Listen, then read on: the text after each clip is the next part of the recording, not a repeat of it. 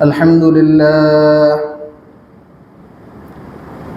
لله نحمده ونستعينه ونستغفره ونعوذ بالله من شرور أنفسنا ومن سيئات أعمالنا من يهده الله فلا مضل له ومن يضلله فلا هادي له ونشهد أن لا إله إلا الله وحده لا شريك له ونشهد أن سيدنا وسندنا وحبيب ربنا ومولانا محمدا عبده ورسوله أما بعد فأعوذ بالله من الشيطان الرجيم وعهدنا إلى إبراهيم وإسماعيل أن طهر بيتي للطائفين والعاكفين والركع السجود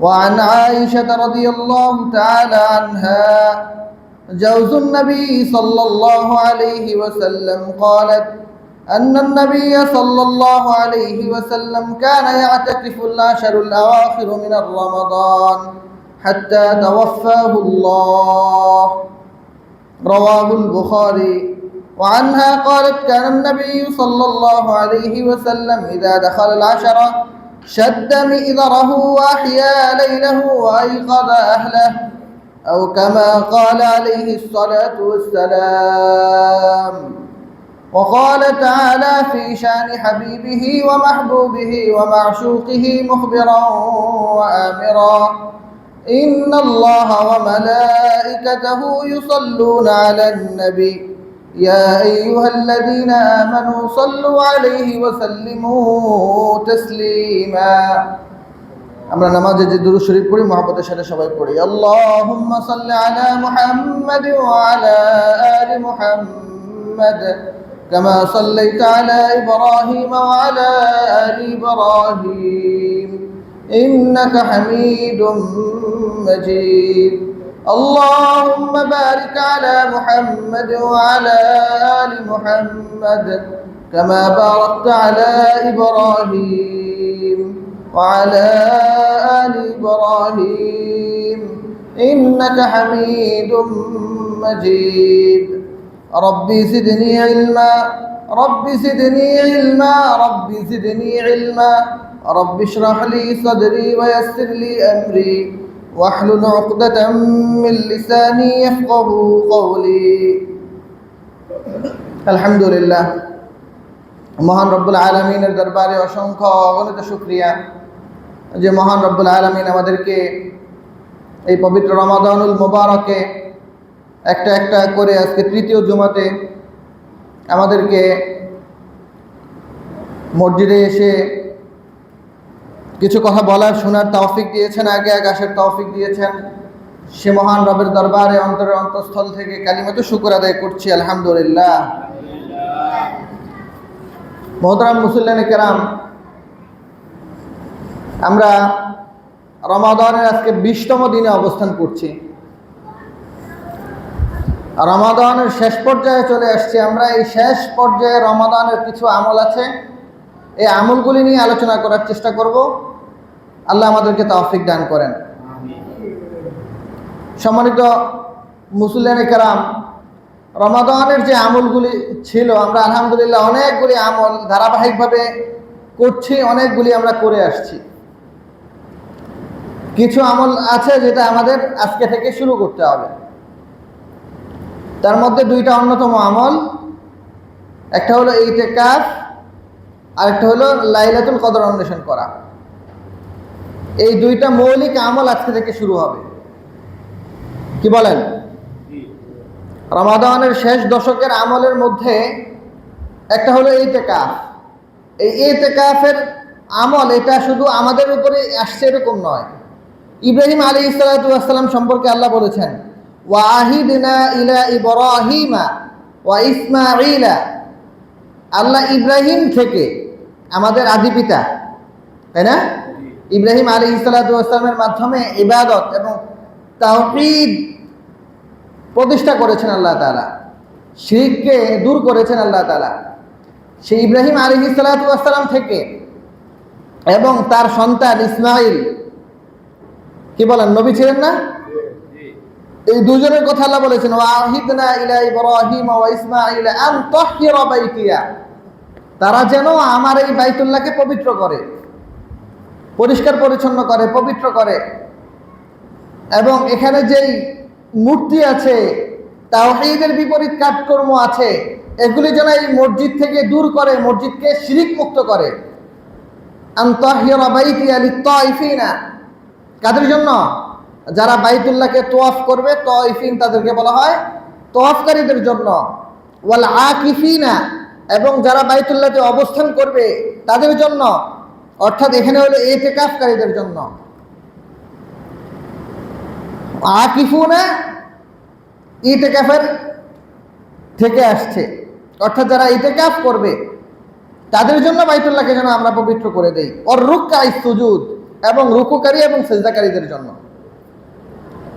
তাহলে ইব্রাহিম আলাইহিস সালাতু ওয়াস সালাম এবং ইসমাঈল আলাইহিস সালাম থেকে আল্লাহ তাআলা যে অঙ্গীকার নিয়েছেন, সেই অঙ্গীকারের মধ্যে একটা ছিল যে তারা বাইতুল্লাহকে শিরক মুক্ত করবে, পবিত্র করবে দুই শ্রেণীর মুসল্লিদের জন্য। এক শ্রেণীর মুসল্লিরা ইতিকাফ করবে, আরেক শ্রেণীর মুসল্লিরা শুধু সালাত আদায় করবে, এই দোনো শ্রেণীর মানুষের জন্য। তার মানে ইতিকাফ ইব্রাহিম আলাইহিস সালাতু ওয়াস সালামের সময় থেকেই আছে, কি বলেন, তাই না? দ্বিতীয়ত, ইতিকাফ এত গুরুত্বপূর্ণ আমল যে রাসূল সাল্লাল্লাহু আলাইহি ওয়াসাল্লাম নিজে ইতিকাফ করেছেন। রাসূল সাল্লাল্লাহু আলাইহি ওয়াসাল্লামের স্ত্রী হযরত আয়েশা রাদিয়াল্লাহু তাআলা আনহা থেকে বর্ণিত,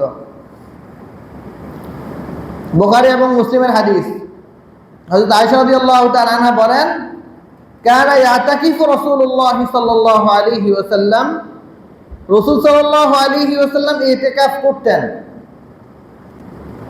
ফি আশারিল আওয়াখির মিনার রমাদান, রমাদানের শেষ দশকের মধ্যে, হাত্তা তাওয়াফাহু, রাসূল সাল্লাল্লাহু আলাইহি ওয়াসাল্লাম ইন্তেকাল করা পর্যন্ত এই ইতিকাফ অব্যাহত রেখেছেন। মানে যে বছর রাসূল ইন্তেকাল করেছেন সে বছরও ইতিকাফ করেছেন। মদিনায় হিজরত করা থেকে নিয়ে রমাদান যখন শুরু হয়েছে, ইতিকাফের বিধান এই পদ্ধতিতে যখন আসছে, তো রাসূল সাল্লাল্লাহু আলাইহি ওয়াসাল্লাম সর্বপ্রথম আমল শুরু করেছেন এবং মৃত্যু পর্যন্ত ইতিকাফ করে গেছেন। কি বলেন, যে আমল রাসূল সাল্লাল্লাহু আলাইহি ওয়াসাল্লাম জীবনও ছাড়েন নাই, আমরা অনেকে সে আমল জীবনে একবারও করতে পারি নাই। কি বলেন, আমরা আশিকে রাসূল বলি, আমরাও কিন্তু দোপে আল্লাহর কাছে টিকবো না। আল্লাহর কাছে যে বলবো আল্লাহ, আমরা একদল তো বেদাতীদেরকে আমরা বলি, তারা মুখ দিয়ে শুধু আওড়ায় আশিকে রাসূল নামে, দাড়ি নাই, সুন্নত নাই, নামাজ নাই, রোজা নাই, মুখ দিয়ে আশিকে রাসূল কয়। তো তারা তো একেবারেই সর্বনিম্ন পর্যায়ে, তাদের কথা আনছি না। আমরা তো অন্তত পক্ষে বুকে হাত দিয়া বলি যে আমরা একটু তাওহীদবাদী মানুষ, আমরা একটু রাসূলের অনুসারী মানুষ। তো আমাদের অবস্থা কি বলেন? আমরা যে আমল রাসূল জীবনও ছাড়ে নাই, আমি জীবনে একবারও সে আমল করতে পারি নাই, তাহলে আমি কত পিছনে। আমি রাসূলের সুন্নাহ এবং রাসূলের আদর্শ অনুযায়ী চলবো, এই কথার দাবি করি, এ কথা জোর গলায় বলার চেষ্টা করি, কিন্তু রাসূল যে আমল জীবনও ছাড়েন নাই, সে আমল আমি জীবনে একবারও করতে পারি। এই জন্য ইতিকাফ অনেক গুরুত্বপূর্ণ আমল। রাসূল সাল্লাল্লাহু আলাইহি ওয়াসাল্লাম একেবারে জীবনের শেষ পর্যন্ত ইতিকাফ করে গেছেন। আর রমাদানের শেষ দশকে ইতিকাফ কেন করতেন? লাইলাতুল কদর অন্বেষণের জন্য। ইতিকাফ কেন করতেন? লাইলাতুল কদর অন্বেষণের জন্য। লাইলাতুল কদর অনেক গুরুত্বপূর্ণ রাত্র। এখন লাইলাতুল কদর কবে, এটাও আমাদেরকে বলে গেছেন। আমরা তো এক হাদিসে এক ঘটনা বারবারই আমরা শোনাই, বলি, আপনারাও জানেন যে রাসূল সাল্লাল্লাহু আলাইহি ওয়াসাল্লাম স্বপ্নে দেখছেন লাইলাতুল কদরকে, কিন্তু মসজিদের সামনে মানুষকে জানানোর জন্য বের হয়ে গিয়েছিলেন। ইতিমধ্যে দুইজনের ঝগড়া দেখে রাসূল সাল্লাল্লাহু আলাইহি ওয়াসাল্লাম নিজে ভুলে গেছেন লাইলাতুল কদরের রাত্রটা কবে ছিল, এটা আর বলতে পারেন না। এরপরে রাসূল সাল্লাল্লাহু আলাইহি ওয়াসাল্লাম ফিরে আসছেন, মানে লাইলাতুল কদর কবে জানাইতে পারেন নাই। রাসূল সাল্লাল্লাহু আলাইহি ওয়াসাল্লামকে আল্লাহ ভুলিয়ে দিয়েছেন। এই কথার বিস্তারিত ইতিহাস আমরা অন্য একদিন বলবো, এই সংক্ষিপ্ত কথা আমরা সবাই জানি। কিন্তু এটা তো নিশ্চিত যে লাইলাতুল কদরকে ভুলিয়ে দিচ্ছেন, এটা যেমন নিশ্চিত, এটাও তো নিশ্চিত যে রাসূল বলেছেন লাইলাতুল কদর রমাদানের শেষ দশকেই আছে। তাহলে এই শেষ দশকের মধ্যে যে লাইলাতুল কদর আছে, এটা তো অনিশ্চিতের কিছু না, এটা তো নিশ্চিত। 2 নম্বর, রাসূল এটা আবার আরো সহজ করে দিয়েছেন। রাসূল বলেছেন তাহাররু লাইলাতুল কদরি ফি উতরিল আওয়াখিরিল আশরি মিনার রমাদান। তোমার রমাদানের শেষ দশকের মধ্যে বেজর রাত্রিগুলিতে লাইলাতুল কদরকে তালাশ করো। কি বলেন, বেজর আমরা চিনি কিনা? জোর বেজর আমরা পারি না। তাহলে রমাদানের শেষ দশক হলো কোন দিনকে বলে? 21 থেকে নিয়ে 30, এই দশককেই তো শেষ দশক বলে। কি বলেন? এই শেষ দশকের মধ্যে বেজর কি কি হয়? 21, 23, 25, 27, 29। রমাদান 30-এ হলো 5 দিন, রমাদান 29-এ হলো 5 দিন, অর্থাৎ শেষ দশকের বেজর রাত্র 5 দিন, এটা আমাদের কাছে সুনিশ্চিত। তাহলে এই 5 দিন ডিউটি করব, ইতিকাফ না করলেও এই 5 দিন ডিউটির মাধ্যমে আমি লাইলাতুল কদর তালাশ করতে পারবো। কি বলেন? খুঁজে নিতে পারবো। যে 5 রাত্রি ইবাদত বন্দেগী করছে, 5 রাত্রি লাইলাতুল কদর পাওয়ার জন্য আল্লাহর কাছে দোয়া করছে, 2-4 রাকাত সিজদা করছে, একটু হাত তুলে আল্লাহর কাছে বলছে, কি বলেন, 5 রাত্রি করছে, আচ্ছা সে কি লাইলাতুল কদর পায় নাই, লাইলাতুল কদর থেকে বঞ্চিত হয়ে গেছে, এটা বলার সুযোগ আছে?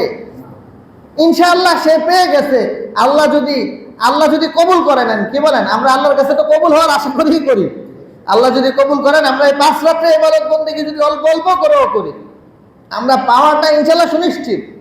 আর 5 রাত্রে 4 রাত্রে করলাম না, এবার যে কোনো এক রাত্রিতে একেবারে সন্ধ্যাবেলা মসজিদে ঢুকলাম, ফজর পর্যন্ত করলাম, আমার পাওয়াটা কি নিশ্চিত না অনিশ্চিত? অনিশ্চিত। কি বলেন? কারণ একদিনে তো আর আছে এটা কোনো সুনিশ্চিত না, 5 দিনে আছে এটা নিশ্চিত। এখন আমি একদিনে খুব বেশি না করে এটাকে ভাগ করে 5 দিনেই কিছু কিছু করে করলাম, একদিনে 5 ঘন্টা না করে 5 দিনে 5 ঘন্টা ইবাদত করলাম, তাহলে এটাতে সুবিধা বেশি না? কারণ এটাতে আমি লাইলাতুল কদর পাওয়ার নিশ্চয়তা বাড়ে। আল্লাহ আমাদেরকে তৌফিক দান করেন। তো রাসূল সাল্লাল্লাহু আলাইহি ওয়াসাল্লাম এই শেষ দশকের মধ্যে কি আমল করতেন, কি বলেন? আমাদের জানার দরকার আছে না? রাসূল কি আমল করতেন? তো রাসূল সাল্লাল্লাহু আলাইহি ওয়াসাল্লামের শেষ দশকের আমলের পদ্ধতি ছিল, রাসূল সাল্লাল্লাহু আলাইহি ওয়াসাল্লাম সাধারণত আমরা অনেক ঘটনা শুনেছি, অনেক কথা জেনেছি এবং জানিও, আমরা বলিও। রাসূল সাল্লাল্লাহু আলাইহি ওয়াসাল্লাম এর উপরে একটা আমল ফরজ ছিল, সেটা হলো তাহাজ্জুদের আমল। আমরা তো তাহাজ্জুদের আমল আলহামদুলিল্লাহ অনেক মানুষ আছে সারা বছরে একবারও সুযোগ হয় না, রমজানের উসিলায় স্পেশাল একটা সুযোগ তৈরি হয়, কারণ ওই সময় তো তাহাজ্জুদ পড়ালে না থাকলো মানে চারোদিকে ডাকাডাকিতে 2-4 মানে মুঠ ভাত খাওয়ানোর লেগে হোক, একটু খেজুর পানি খাওয়ানোর লেগে হোক ডাকতে হয়। কি বলেন? কিচ্ছু না হোক, একটু ওষুধ খাওয়ানোর লেগেও তো এমন মানুষ আছে যে কিছুই খানা উঠতে ওষুধ খাইতে হইবে, এই জন্য অন্তত পক্ষে শেষ রাত্রে উঠতে হয়। কি বলেন, তাই না? একেবারে না হোক ফজরের নামাজ তো আমগো রমজানকে কেন্দ্র করে আগে পড়া হয়। ফজরের নামাজ পড়ার জন্য যদি আমরা নিয়মিত ফজরের নামাজ পড়ার জন্য উঠি, তারপরেও তো রমজানে এমন সময় উঠতে হয় যে সময় উঠলে তাহাজ্জুদের সময় থাকে। আমি 1 গ্লাস পানি খেতে পারি, 2টা খেজুর খেতে পারি, 2 রাকাত নামাজ পড়তে পারি, কারণ 10 মিনিট পরেই তো আজানের নামাজ হয়ে যাব। আমার মসজিদে আসতেও তো 2-4-5 মিনিট সময় লাগবে। তো আমরা তাহাজ্জুদের পড়ার একটা সুযোগ পাই, আলহামদুলিল্লাহ।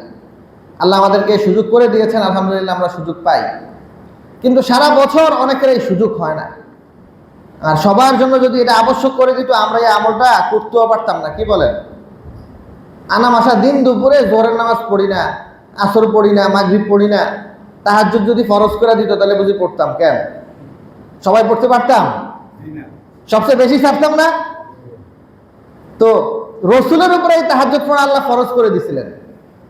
রাসূল সাল্লাল্লাহু আলাইহি ওয়াসাল্লামের এই সুযোগ ছিল না যে রাসূল সাল্লাল্লাহু আলাইহি ওয়াসাল্লাম আমাদের মতো তাহাজ্জুদ ইচ্ছা করলে পড়বেন, ইচ্ছা করলে ছাড়বেন, এই সুযোগ রাসূলের জন্য ছিল না। যেহেতু রাসূল কি বলেন, স্বাভাবিক ছিলেন মানুষ নাকি অস্বাভাবিক ছিলেন? অস্বাভাবিক ছিলেন। আল্লাহু আকবার। যিনি দুনিয়ার সমস্ত নবীদেরও নবী, সমস্ত মানুষের সর্দার, তার জীবন অনেক স্পেশাল ছিল না? এই জন্য আল্লাহ তার থেকে পরীক্ষা অনেক বড় নিছেন। হ্যাঁ, তো নামাজকে, তাহাজ্জুদ নামাজকে ফরজ করে দিয়েছেন। আর এই ফরজ হওয়ার কারণে রাসূল এত বেশি নামাজ পড়তেন, রাত্রে দাঁড়ায় এত বেশি দাঁড়ায় নামাজ পড়তেন। দিনের বেলা যেহেতু খুব মানুষের কাছে হেঁটে হেঁটে দাওয়াতি কাজ করতে হতো, এই জন্য রাত্রেবেলা দাঁড়ায় থাকতে থাকতে পা ফুলে যেত। আল্লাহ বলেছেন সূরা মুজাম্মিলের মধ্যে, কুমিল লাইলা ইল্লা ক্বালিয়া আইয়ুহাল মুযাম্মিলু কুমিল লাইলা ইল্লা ক্বালিলা নিসফাহু আও ইনকুস মিনহু ক্বালিলা আও জিদ আলাইহি ওয়ারাত্তিলিল কুরআনা তারতিলা। আল্লাহ রাসূলকে বলেছেন, হে রাসূল, ইয়া আইয়ুহাল মুযাম্মিল কুমিল লাইলা ইল্লা ক্বালিলা, আপনি রাত্রে জাগরণ করবেন, তবে সারা রাত নয়, ইল্লা ক্বালিলা, অল্প সময় থাকবেন। নিসফাহু, এটা কি পরিমাণ? এই অল্প সময় কি পরিমাণ? রাতের অর্ধেক, আও ইনকুস, অথবা আরো কম, এর বেশি থাকবেন না। রাতের অর্ধেকের বেশি যদি আপনি জেগে থাকেন অথবা পুরো রাত্রই জেগে থাকেন, তাহলে তো আপনার অনেক কষ্ট হবে, দিনের দাওয়াতের কাজ করতে পারবেন না, অসুস্থ হয়ে পড়বেন। এই জন্য আল্লাহ বলছেন রাসূলকে, আপনি অর্ধেক রাত্র অথবা আরো কম রাত্র পরিমাণ আপনি কি করবেন? জাগ্রত হবেন। রাসূল সাল্লাল্লাহু আলাইহি ওয়াসাল্লাম কে আল্লাহ বলছেন, আপনি তো নিজেকে নিজে শেষ করে দিবেন, আপনি নিজেকে শেষ করে দিবেন এভাবে এত বেশি ইবাদত করতে করতে, আপনি একটু কমায়া দেন। তো রাসূল সাল্লাল্লাহু আলাইহি ওয়াসাল্লামকে আল্লাহ তাআলা স্বাভাবিক সময়ের জন্য পুরা রাত জাগতে নিষেধ করে দিয়েছেন। কি বলেন? বলছেন রাতের অর্ধেক অথবা আরো কম সময় ইবাদত বন্দেগী করার জন্য। কিন্তু রমাদানের শেষ দশকে কি আমল ছিল রাসূলের? হযরত আয়েশা রাদিয়াল্লাহু তাআলা আনহা, রাসূলের স্ত্রী, বলছেন, আহিয়াল লাইলা কুল্লাহ, যখন রমজানের শেষ দশক আসতো রাসূল সাল্লাল্লাহু আলাইহি ওয়াসাল্লাম পুরা রাত জাগরণ করতেন। বুঝাতে পারি নাই যে রাসূল কে আল্লাহ নিজেই বলেছেন যে আপনি সারা রাত জাগেন না, আপনি অসুস্থ হয়ে পড়বেন। সে রাসূল রমাদানের শেষ দশক আসলে কি করতেন? পুরা রাত জেগে থাকতেন। আর অন্য সময় কি করতেন? স্বাভাবিক সময়ের আমল ছিল কি, রাসূল যখন তাহাজ্জুদ পড়তে উঠতেন তো এমন ভাবে বিবিদের কাছ থেকে রাত্রে উঠে যাইতেন যেন বিবিদের কোনোভাবে ঘুম নষ্ট না হয়, ঘুম ভেঙে না যায়। একেবারে খুব আস্তে নিরিবিলি উঠতেন, দরজা এমন আস্তে খুলতেন যেন আওয়াজ না হয়, ওযু বাহির থেকে এমন ভাবে করে আসতেন যে ঘরের মানুষ ঘুম ভেঙে না যায়। তার মানে রাসূল রাতের আমলটা একা করতেন, বিবিদেরকে কষ্ট দিতেন না, জাগাইতেন না, স্বাভাবিকভাবে জাগাইতেন না।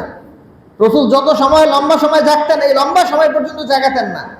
হ্যাঁ, তারা নিজ দায়িত্বে উঠে তাহাজ্জুদের আমল করতেন। কিন্তু এই শেষ দশক আসলে রাসূল কি করতেন? নিজেও জাগতেন, বিবিদেরকেও জাগিয়ে দিতেন।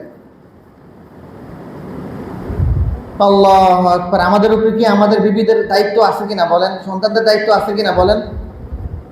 ইয়া আইয়ুহাল্লাযীনা আমানু কু আনফুসাকুম ওয়া আহলিকুম নারা, ইয়া আইয়ুহাল্লাযীনা আমানু কু আনফুসাকুম ওয়া আহলিকুম নারা। আল্লাহ বলেন, হে ঈমানদারগণ, কু আনফুসাকুম, তোমরা তোমাদের নিজেদেরকেও আগুন থেকে বাঁচাও, জাহান্নাম থেকে বাঁচাও। ও আহলিকুম, এবং তোমাদের পরিবার, তোমাদের বিবি সন্তানদেরকেও জাহান্নামের আগুন থেকে বাঁচাও। দুনিয়াতে যদি আগুন লেগে যায় কোনো কারণে ঘরে, যে ঘরে আমি আপনি বসবাস করছি, আল্লাহ হেফাজত করেন আমাদের সবাইকে, আমি কি একা উঠা দৌড় দিব, না আমার সন্তান বিবিকে উঠিয়ে নিয়ে যাওয়ার চেষ্টা করব? বলেন তো, নিয়ে যাওয়ার চেষ্টা করব না? করব কিনা বলেন? তো আমাদের এই যে সন্তান নামাজ না পড়ে ঘুমিয়ে আছে ঘরের মধ্যে, আল্লাহর বিধান অনুযায়ী সন্তানের শরীরের মধ্যে আগুন জ্বলছে, বিবির শরীরের মধ্যে আগুন জ্বলছে, কারণ তারা নামাজ ছেড়ে দিয়ে জাহান্নামী হয়ে যাচ্ছে। তো জাহান্নামের আগুন জ্বলছে, বাট এই আগুনটা আপাতত দেখা যাচ্ছে না। এই আগুনটা ডিএসএলআর কাঠির মতো। এই ডিএসএলআর কাঠিটা যখন ম্যাচের মধ্যে থাকে, এর মধ্যে আগুন আছে কিন্তু বাট আগুন জ্বলছে না। কি বলেন? প্রত্যেকটা কাঠির এই পরিমাণ শক্তি, পুরা ঘর বাড়ি যতটুকু সে পাবে অতটুকু সে জ্বালিয়ে ফেলতে পারবে, এই পরিমাণ শক্তি আছে এক একটা কাঠির মধ্যে। কিন্তু এক এক ম্যাচের মধ্যে 100 কাঠি 50 কাঠি আছে, কিন্তু এই কাঠি আপনি পকেটে নিয়ে ঘুরছেন, বাট এই কাঠি আপনাকে জ্বালাচ্ছে না। এর অর্থ হলো কাঠি আপনাকে সময় দিতেছে যে আমি প্রাথমিক পর্যায়ে জ্বলবো না, আমাকে যখন বারুদের সাথে ঘষা দেওয়া হবে তখন জ্বলে উঠবো। কি বলেন, ঠিক কিনা? তো আমার সন্তান, আমার বিবি, আমি নামাজ পড়ছি, তারা নামাজ ছেড়ে দিচ্ছে, তাদের ঘরেও তাদের শরীরে আগুন জ্বলছে, কিন্তু এই আগুনটা জ্বলছে না দেখছি না আমি এই জন্য যে এখনো তো মৃত্যু হয় নাই। মৃত্যু নামক বারুদের সাথে যখন ঘষা খাবে আমার সন্তান, তো সাথে সাথে আগুন জ্বলে উঠবে, কিন্তু তখন আর বাঁচানোর সুযোগ আমারও থাকবে না। এই জন্য রাসূল সাল্লাল্লাহু আলাইহি ওয়াসাল্লাম এই ৬০ দশকের কদর এই পরিমাণ বুঝেছেন যে নিজেই শুধু আমল করেন নাই, বরঞ্চ বিবিদেরকে জাগায়া দিচ্ছেন। ওয়াই কদা আহলা, যে বিবিদেরকে সারা বছর এমনভাবে তাহাজ্জুদ পড়ছেন যে বিবিদের যেন ঘুম নষ্ট না হয়, ওই বিবিদেরকে ৬০ দশকে আইসা ঘুমাইতে দেন না, জাগায়া দিচ্ছেন। আল্লাহু আকবার। এরপরে রসুল বলেন বিবিদেরকে কাছে গিয়ে গিয়ে, বিবি তো ৯ জন না, প্রত্যেক বিবির কাছে তো রাত্রে ঘুমাইতে পারতেন না, পালা বদল করে থাকতেন ৯ দিন ৯ জনের কাছে। তো এখন রাত্রে যখন এক বিবির কাছ থেকে উঠতেন, আরো বিবি এক এক ঘরে এক একজন শুয়ে আছে, সবাইকে গিয়ে জাগায়া দিতেন, সবার দরজায় গিয়ে নক করে দিতেন। আলা তাকুমিন আলা তাকুমান তুসাল্লিয়ান, তোমরা কি উঠবে না? তোমরা কি নামাজ পড়বে না? তোমরা কি নামাজ পড়ার জন্য উঠবে না? আজকে রমজানের ৬০ দশক চলছে। এভাবে গিয়ে গিয়ে প্রত্যেক বিবিকে জাগায়া দিতেন।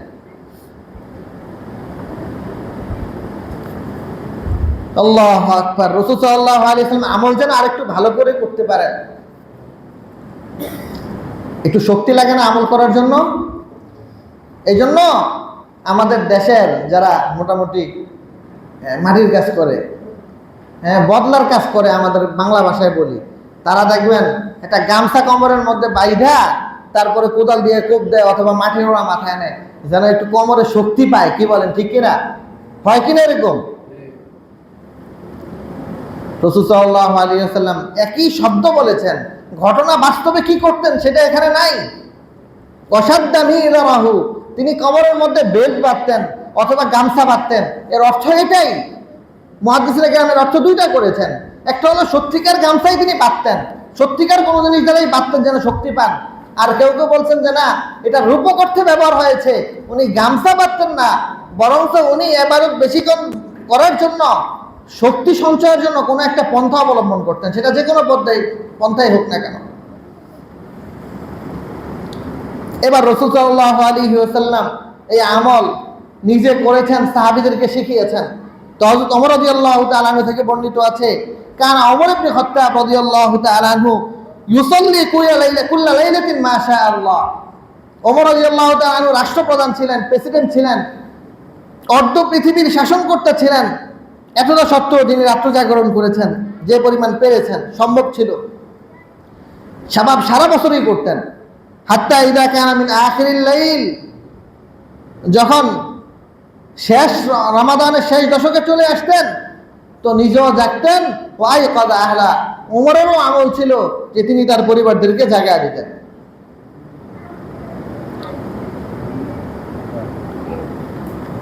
আল্লাহু আকবার। এরপরে রাসূল সাল্লাল্লাহু আলাইহি ওয়াসাল্লাম বলেন, সুফিয়ান সাউরি থেকে বর্ণিত, আহাব্বু ইলাইয়া ইযা দাখালাল আশারুল আখির আন ইয়াজতাহিদা বিল লাইলি ওয়া ইয়াজতাহিদা ফীহি ওয়া ইয়ানহিদা আহলাহু ওয়া ওয়ালাদাহু ইলা সালাত। আমার কাছে সবচেয়ে প্রিয় হলো যে রমাদানের ৬০ দশক যখন আসে, এর বেজর রাত্রিগুলিতে অন্তত পক্ষে আমরা পারিবারিকভাবে একটা রুটিন বানিয়ে আনি। আমরা পরিবারের সব সদস্য বসে রাত্রে আমরা যখন ডিনার করি, রাত্রে যখন খাবার খাই, তো সবাই মিলে বসে আমরা একটা রুটিন তৈরি করে নিই যে আমরা আলহামদুলিল্লাহ সারা রাত ইবাদত বন্দেগীর মধ্যে কোনো একটা সময় কাটাবো। তো আমরা হয়তো একটা ভাগ করে নিতে পারি যে রাতের শুরু অংশ আমি করি, মাঝখানের অংশ আমার বিবি করবে, শেষের অংশ সন্তানরা করবে, এটাও হইতে পারে। অথবা এমনও হইতে পারে যে না, আমরা সবাই মিলে অন্তত পক্ষে আধা ঘন্টা, 15 মিনিট, 1 ঘন্টা ইবাদত বন্দেগী সবাই মিলে একটা রুমে করি, আমরা সবাই দোয়া করে 1 ঘন্টা পরে ঘুমাবো। এই 10টা থেকে 11টা পর্যন্ত, অথবা 10:30 থেকে 11:30 পর্যন্ত, অথবা 11টা থেকে 11:30 পর্যন্ত এই আধা ঘন্টা আমরা ঘরের সব সদস্য আমলের মধ্যে লিপ্ত থাকবো। সবাই 2 রাকাত করে নামাজ পড়বো, সবাই দোয়া করব। কি বলেন, ঘরের পরিবেশটা সুন্দর হয়ে যাবে না? ঘরের পরিবেশটা অনেক সুন্দর হবে না? যেই পরিবারে ঝগড়া বিবাদ ছিল, মন মালিন্য ছিল, ওই পরিবারটাও তো সুখী পরিবার হয়ে যাবে এইভাবে ইবাদত বন্দেগী করলে, ঘরে পরিবারে রুটিন বানিয়ে করলে। কি বলেন, তাই না? রাসূল সাল্লাল্লাহু আলাইহি ওয়াসাল্লাম সাহাবীদেরকে শিখিয়েছেন, তো তারা এইভাবে আমল করেছেন। কেন করেছেন? এটা লাভ তারা বুঝেছেন। রাসূল, আল্লাহ তাআলা বলেছেন, লাইলাতুল কদরি খায়রুম মিন আলফি শাহর, ইন্না আনজালনাহু ফি লাইলাতিল কদর ওয়া মা আদরাকা মা লাইলাতুল কদর, লাইলাতুল কদরি খায়রুম মিন আলফি শাহর। লাইলাতুল কদর কি জিনিস? রাসূল সাল্লাল্লাহু আলাইহি ওয়াসাল্লাম বলেছেন, আল্লাহ বলেছেন, আল্লাহ রাসূলকে উদ্দেশ্য করে বলছেন, আপনি জানেন লাইলাতুল কদর কি দামি জিনিস? লাইলাতুল কদর খায়রুম মিন আলফি শাহর, 1000 মাসের চাইতে উত্তম, 1000 মাসের চাইতে উত্তম। কি বলেন? যদি কেউ কয় যে ভাই এই 5 দিন যদি তুমি ডিউটি করো, 6 মাস কোনো কাম করন লাগবো না, 6 মাসের বেতন তুমি এই 5 দিন ডিউটি করলেই চলবো। কি বলেন? এরকম অফার যদি ঘোষণা করে যে 5 দিন ডিউটি করবা, 6 মাস বেতন পাইবা, কোনো কাজ করা লাগবে না, একজনও পাওয়া যাবে না যে কাজ করবো না এই 5 দিন? পাওয়া যাবে? মসজিদের মুসল্লি একজনও বলবো যে না ভাই আমি কাম করতে রাজি হবো না? এরকম আছে একজন? বলেন, আসেননি আপনারা কেউ? 5 দিন কাম করলে যদি 6 মাসের বেতন পাওয়া যায়, তো যে পাগল সেও চিন্তা করবো যে আরে আমি তারপরে সবার লগে, ভালো মানুষের লগে মিল দিয়ে একটু থাকি না। পাগলেরও বুদ্ধি চলে আসবে ওই দিন মাথায়। আর আল্লাহ কি বলছেন? 6 মাস, 1 বছর, 1000 বছরের চাইতে উত্তম, 1000 বছরের চাইতে উত্তম। হ্যাঁ, 1000 বছর মানে 1000 বছর, 83 বছর 4 মাস এর চাইতে উত্তম। হ্যাঁ, 1000 মাসের চাইতে উত্তম 83 বছর 4 মাস। এরপরে আল্লাহ বলছেন এর চাইতে অনেক উত্তম। উত্তমটা কি জিনিস সেটা তো আর বলে দেন নাই। আল্লাহ যত বড় সেই অনুযায়ী আল্লাহ উত্তম কিছু দিবেন, বরাবর দিবেন না, 1000 মাস পরিমাণ দিবেন, এর চাইতে উত্তম কিছু দিবেন। তো উত্তম কত উত্তম দিবেন? আল্লাহ যত বড় ওই বড়ত্ব অনুযায়ী উত্তম জিনিস দিবেন আল্লাহ। কি বলেন, তাই না? হ্যাঁ, দুনিয়ার একজন মানুষ যত বড় হয় ওই বড় অনুযায়ী তার সে মেহমানদারি করেন। বড় যত দুনিয়ার দিক থেকে বড় সম্পদশালী ব্যক্তি, তার শান মান অনুযায়ী তিনি মেহমানদারি করানোর চেষ্টা করেন। কিছু দিলে তিনি তার শান অনুযায়ী দেওয়ার চেষ্টা করেন, যেন তার অন্তত পক্ষে একটা সম্মান আছে, এই সম্মানটা যেন আনি না হয়। আমি একজনকে খাওয়াবো, একজন বড় লোক মানুষ চিন্তা করবে যে আমার সম্মানটা যেন থাকে, ওইভাবেই তিনি করবেন। তো আল্লাহ কত বড়, তিনি সেই অনুযায়ী দিবেন ইনশাআল্লাহ। এই জন্য 1000 মাসের চাইতে উত্তম সওয়াব অর্জনের জন্য আমাদের এই শেষ দশকে যুবক বৃদ্ধ সবাই মিলে অন্ততপক্ষে 4 রাকাত করে নামাজ পড়বো। এটা কি আমাদের জন্য কঠিন হবে বলেন তো? 4 রাকাত নামাজ পড়তে, নফল নামাজ পড়তে ছোট্ট ছোট্ট সূরা দিয়ে 5 মিনিট লাগে। আমরা যেভাবে নামাজ পড়ি মোটামুটি স্বাভাবিক গতিতে 5 মিনিট লাগে। যদি আমরা লম্বা নামাজ পড়ি 10 মিনিট লাগবে 4 রাকাত নামাজ পড়তে, লম্বা সূরা দিয়ে যদি পড়ি। কি বলেন, 10 মিনিটের বেশি সময় তো আমগো লাগে না আলহামদুলিল্লাহ, জামাতে পড়লেও লাগে না। এরপরে যদি কারো শক্তি থাকে আরো লম্বা পড়বেন আলহামদুলিল্লাহ, এটা সবার দ্বারা সম্ভব হবে না। 4 রাকাত করে যদি আমরা নামাজ পড়ি, রাতে যদি অন্তত পক্ষে যারা কোরআন শরীফ পড়তে পারি, সূরা মুলুকটা রাত্রে অন্যতম এমনি আমল, 30 আয়াত বিশিষ্ট মাত্র 2 পৃষ্ঠা কোরআন শরীফের, আমরা যদি সূরা মুলুকটা পড়ি অন্তত পক্ষে ছোট্ট সূরা 30টা আয়াত তেলাওয়াত হয়ে যাবে, অনেক সওয়াব। এটার সওয়াব বর্ণনা করতে গেলে আবার অনেক সময় লাগবে। তো আমরা অন্তত পক্ষে 4 রাকাত করে নামাজ পড়বো, কোরআন শরীফের 1-2 পৃষ্ঠা পড়ার চেষ্টা করব, ছোট্ট সূরা মুলুক অথবা সূরা ইয়াসিন যদি আমরা পারি, এটা আমরা পড়ার চেষ্টা করবো অন্তত পক্ষে এই 5 রাত্রিতে।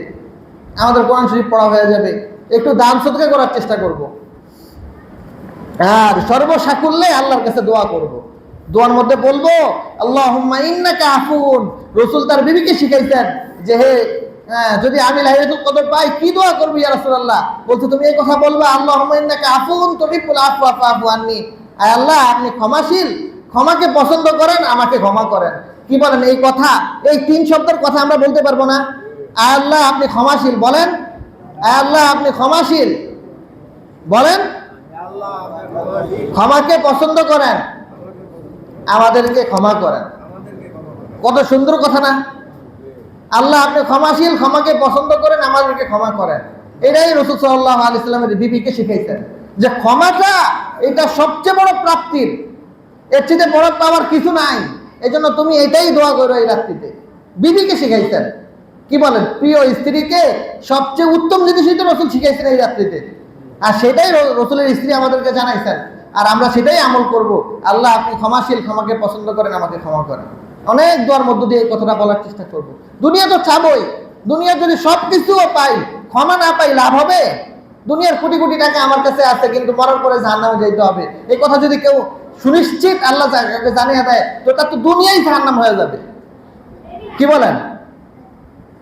আল্লাহু আকবার। এই জন্য আমরা প্রত্যেক রাত্রে আমলগুলি করার চেষ্টা করব। আজকে রাত্রি থেকে শুরু হবে, আজকে রাত্রি থেকে, আজকে বেজর রাত্রি, আজকে রাত্রি থেকে শুরু হবে। আমরা এই আমলগুলি করার চেষ্টা করবো ইনশাআল্লাহ। আল্লাহ আমাদেরকে তৌফিক দান করেন। গত জুমার সারসংক্ষেপ, গত জুমাতে দু একটা কথা বলতে পারি নাই, সেই কথাগুলি বলে দেই সংক্ষেপে। 1 নম্বর হলো যাকাতের কথা আলোচনা করেছি। এই যাকাতটা আপনারা কিন্তু সারা বছর ব্যাপী দিতে পারবেন। সহজ কথা গত জুমাতে বলতে ভুলে গেছিলাম। নামাজ যেমন দাঁড়িয়ে পড়া যায়, বসেও পড়া যায় অসুস্থ ব্যক্তি হলে, আবার শুয়েও পড়া যায়, মাপ নাই। যাকাত এরকম মাপ নাই, তবে আমলটা একবারেই। যে অনেক মানুষ চিন্তা করে যে রমজান মাসে তো টাকা নাই, এত টাকা, হ্যাঁ হ্যাঁ অনেকভাবে ইনভেস্ট হচ্ছে, রমজান ঈদ আসছে, ঈদের এমনি তো টাকা অনেকভাবে ইনভেস্ট করতে হয়, বিভিন্ন জায়গায় খরচ হয়ে যায়। এখন হিসাব করছে যাকাত আসছে কথার কথা 5 লাখ টাকা, 2 লাখ টাকা, 50,000 টাকা, অথচ তার অ্যাকাউন্টে এখন 50,000 টাকাই নেই। কি বলেন? ব্যবসায়িক সম্পদ বিভিন্নভাবে যাকাত আসছে, স্বর্ণ আছে, রূপা আছে। তো এখন যাকাতটা এই রমজানে আপনি পুরোটা না পারলে, আপনি তো যাকাত দিবেন বছর টু বছর হিসাব করে। যার রমজান টু রমজান বছর, সে আজকে হিসাব করে বের করে নেবেন যে আমার যাকাতের হিসাব হলো 50,000। এখন আপনি রমজানে দিলেন 5,000, রমজানের পরে আবার হাতে টাকা আসছে, আবার 5,000 দিলেন, লেখা রাখছেন 5,000। আবার আপনার পরিবারের একজন সদস্য, আত্মীয় স্বজনের মধ্যে এমন একজন বিধবা আছে, অথবা এমন একজন অসহায় আছে, গরিব আছে, যার বিবাহের জন্য ব্যবস্থাপনা দরকার, ওই সময় আপনি ব্যবস্থা করে তার জন্য দিয়ে দিলেন আবার 10,000।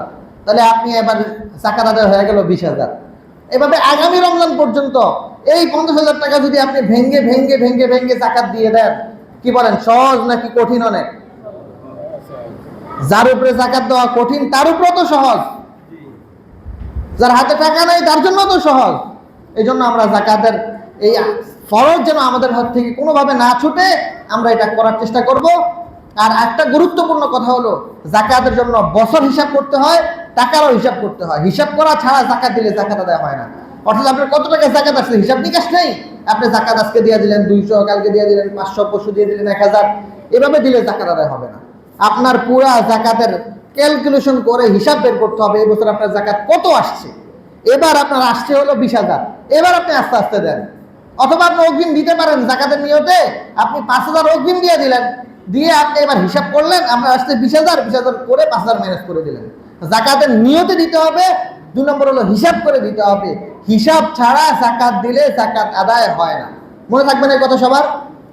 3 নম্বর হলো বাৎসরিক হিসাব ও শর্ত। নামাজের জন্য যেমন সময় আছে, যাকাতের জন্য সময় আছে। সময় কবে? আপনি যেদিন 88,000 টাকার মালিক হবেন, সেদিন থেকে নিয়ে পরবর্তী 1 বছর। অর্থাৎ গত বছর রমজানে যদি আপনি কোনোভাবে 88,000 টাকার মালিক থেকে থাকেন, তো অটোমেটিক বছরের মাঝখানে আপনি টাকা আসছে গেছে, কমছে বাড়ছে, আপনার এই টাকার রিচ কখনো উপরে ছিল, কখনো নিচে ছিল, কখনো শূন্য হয়েছে, কিন্তু এই রমজানে আসার পরে আপনার কাছে আবার 80,000 টাকা আছে বা 88,000 টাকা আছে, ধরা হবে আপনার উপরে, আপনি বড় লোক, আপনার উপরে যাকাত দেওয়া খরচ। বুঝে আসছে না? এইভাবে বছর হিসাব করতে হবে। এই না যে প্রত্যেক টাকার জন্য মৌলিক 1 বছর। যেমন কথার কথা, আপনার 1 মাস আগে আপনার অ্যাকাউন্টে 10 লাখ টাকা ঢুকছে, এই 10 লাখ টাকার জন্য আবার 1 বছর অতিক্রান্ত হওয়া শর্ত না। বুঝে আসে নাই? গত বছর আপনি মালিক ছিলেন, এই বছরও আপনি মালিক আছেন, মাঝখানে আপনার কত টাকা ঢুকছে বের হয়েছে অ্যাকাউন্ট থেকে এগুলি হিসাব হবে না। এই রমজানে, গত রমজানে দিচ্ছেন জাকাত, এই রমজানে আপনি আবার হিসাব হবে আপনার কাছে কয় টাকা আছে। বাস, এই টাকার বয়স, প্রত্যেক টাকা স্বতন্ত্রভাবে এক বছর হিসাব করা কি সহজ না? অনেক কঠিন, অনেক কঠিন না? এই জন্য এই তিনটা বিষয় সবাই মাথায় রেখে জাকাত দেওয়ার চেষ্টা করবেন। সাদকাতুল ফিতর যেহেতু ঈদের নামাজের আগে দিতে হয়, প্রত্যেক জন প্রতি 110 টাকা দিতে হয়। যারা রোজা রাখছে তারাই সাদকাতুল ফিতর দিবে। তো এটা আমরা সর্বশেষ পর্যায়ে দেওয়ার চেষ্টা করব। অনেকে আমরা আগে দিয়ে দিতে পারি আলহামদুলিল্লাহ, তবে উত্তম হলো রমাদানের একেবারে শেষ পর্যায়ে এসে আমরা সাদকাতুল ফিতরটা দিব। সেটা 26, 27, 28, 29 রোজার দিকে দিলে সবচেয়ে ভালো হয়। আমরা আমাদের সাদকাতুল ফিতর এভাবেই দেওয়ার চেষ্টা করব। আল্লাহ আমাদেরকে তৌফিক দান করেন। ওয়া আখিরু দাওয়ানা আলহামদুলিল্লাহি রাব্বিল আলামিন।